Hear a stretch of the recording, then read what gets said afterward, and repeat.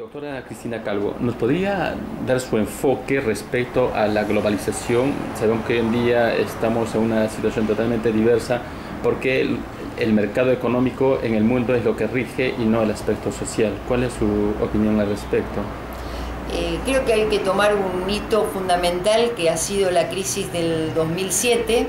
La globalización nace en 1976 de una decisión del G6 de ese momento de liberar mercado de capitales y transferencia de divisas, pero creo que conviene ubicarse en la del 2007, que no es una crisis típica del capitalismo, sino una crisis ya de implosión de un sistema que ha generado todas estas porciones alarmantes de desigualdad en el mundo y que ha revelado precisamente la fractura entre lo económico y lo social, entre la generación de empleo y el uso del dinero, un dinero que ya no es más medio de cambio, sino que se reproduce a sí mismo en el marco de una economía especulativa, estas burbujas que de golpe se arman y provocan también estos catástrofes dentro del sistema.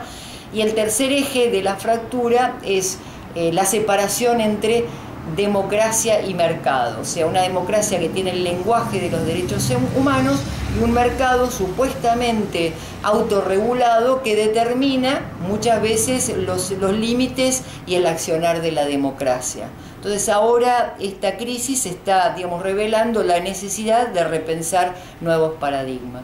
Claro, hoy en día, por ejemplo, la geopolítica mundial nos está dando una clara visión de que nos regimos básicamente en función a intereses supranacionales.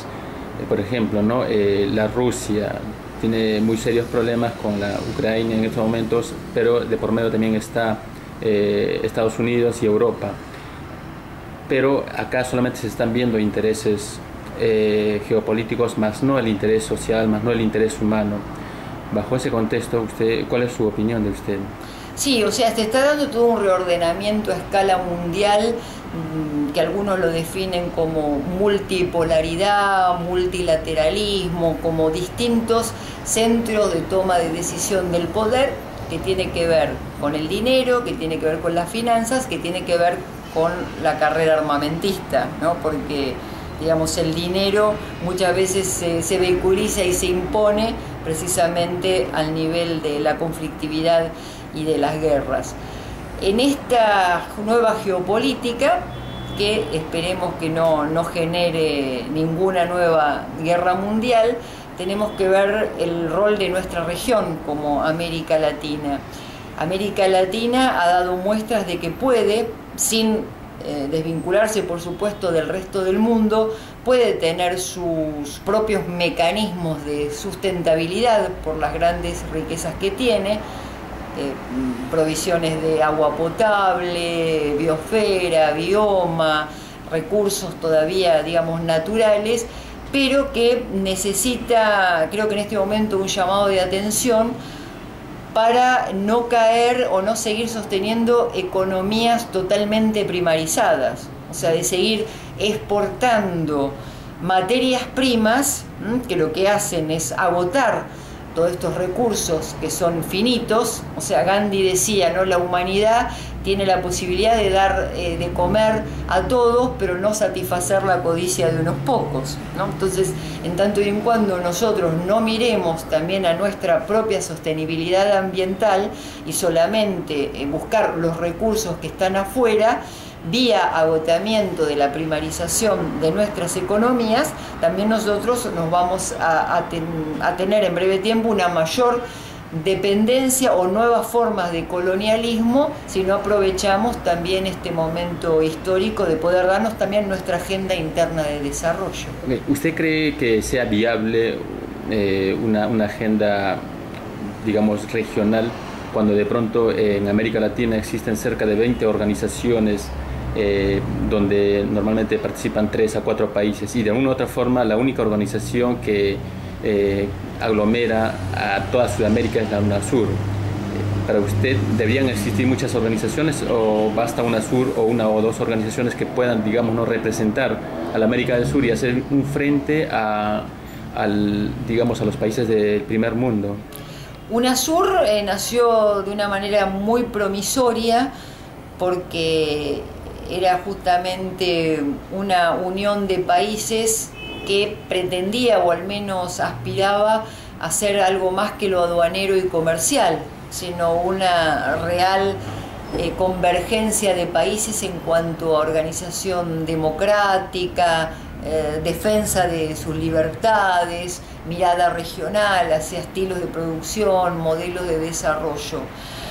Últimamente creo que ha perdido, o sea, es un logro, pero ha perdido la fuerza con que podrían también haber trabajado como para un desarrollo de una dimensión regional más profunda y con mayor nivel de incidencia a nivel internacional. Pero tengo esperanza de que esto se puede recuperar, al menos los cambios de presidentes que ha habido, que a veces incluso hasta cambian de color político, en momentos importantes de defensa de las libertades políticas de un país y de otro han concurrido, y eso creo que también hay que canalizarlo y poder vehiculizarlo a un paso más de darnos una infraestructura compartida en términos de comunicación, de autopistas, de redes ferroviarias, de transporte, de facilitar también de algún modo la solidaridad recíproca entre lo que implica que una economía pueda apoyar a una economía que está en condiciones de deterioro o subdesarrollo. Creo que ha habido un gran impulso al inicio del UNASUR, quizás ahora un poquito un debilitamiento, pero digamos no tenemos que abandonarlo, sino que recuperarlos para la defensa de la democracia de la región. Actualmente en América Latina, digamos, sobre todo en Perú, hay un crecimiento económico muy interesante de 5 o 6%. Sin embargo, hay un serio problema no solamente del Perú, sino de toda la América Latina, como son el tema de los conflictos sociales ambientales y aparte, ¿no?, de la inseguridad, el tema, ¿no?, de organizaciones armadas clandestinas. ¿Usted cómo ve de acá a 10 o 20 años esta situación de los conflictos sociales ambientales? ¿Considera que puedan recrudecerse? ¿Considera que de pronto esta situación crítica de los conflictos ambientales pueda generar de pronto un conflicto armado posteriormente? Es que yo soy una seria cuestionadora precisamente de tomar solamente el PBI o el crecimiento como el indicador de un progreso de los países, porque el PBI sigue siendo importante a nivel de organismos internacionales, definición de políticas de financiamiento, pero muy pobre en cuanto a determinar los niveles de vida digna y de sostenibilidad de un país. El PBI no mide la corrupción, el PBI no mide el terrorismo, el PBI no está midiendo el costo ambiental. Entonces podemos tener países que están creciendo al 8%, 7% anual, pero con un costo ambiental del 5 o del 6%.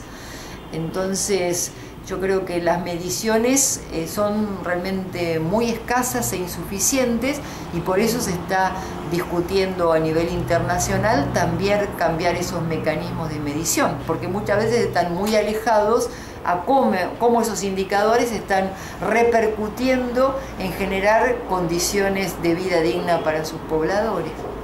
La Iglesia Católica realmente está trabajando muchísimo en el temas de la paz, porque justamente inclusive en el Medio Oriente, en Siria, se ha evitado una tercera guerra mundial gracias al Papa Francisco. Para poder evitar este tipo de conflictos que están sucediendo actualmente en América Latina, en México, por ejemplo, en Colombia, en Perú, hay situaciones bastante críticas y delicadas. ¿Cuál debe ser, en todo caso, el rol de los gobiernos para evitar este tipo de conflictos? El rol de los gobiernos tiene que ser de una acción decidida, difícil, en cuanto a de qué modo van a empezar a limitar o a sacarle los negocios, digamos, limitar, porque sacarle es imposible a la economía del crimen. Narcotráfico, trata de personas, comercio de armas, explotación de los migrantes, ¿no es cierto?, todas las variedades que hay de trata de personas. Y en eso se necesitan políticas de Estado firmes, convergentes, y también acuerdos regionales.